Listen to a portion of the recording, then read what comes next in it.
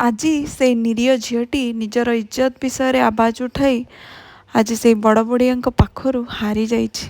ଯଦି ମୁଁ ଆପଣଙ୍କୁ ପଚାରେ କି ଆପଣଙ୍କ ପିଲା ଯେତେବେଳେ ସୁରକ୍ଷିତ ନଥାଏ ଆଉ ସେ ଆପଣଙ୍କୁ ଆସିକି କୁହେ ମାମା କି ପାପା ମୁଁ ସେ ଜାଗାରେ ସୁରକ୍ଷିତ ନାହିଁ, ସେଠାରେ ଆପଣ କ'ଣ କରିବେ? ଚୁପ୍ ରହିବେ? ନିଶ୍ଚିନ୍ତ ନୁହଁ। ଆମକୁ ଆବାଜ ଉଠାଇବାକୁ ପଡ଼ିବ ଆମ ପିଲାମାନଙ୍କ ପାଇଁ। ସେଇଭଳି ସୌମ୍ୟାଶ୍ରୀ ଯିଏକି ବାଲେଶ୍ୱର ଏଫ୍.ଏମ୍. କଲେଜରେ ପଢ଼ୁଥିଲା, ସେ ବି ମଧ୍ୟ ତା ନିଜର ଇଜ୍ଜତ ବଚାଇବାକୁ ଯାଇ ଆବାଜ ଉଠାଇଥିଲା। ଆଉ ତାକୁ ସାହାଯ୍ୟ ଦିଆଯିବା ବଦଳରେ ଦିଆଗଲା ଖାଲି ପ୍ରତାରଣା।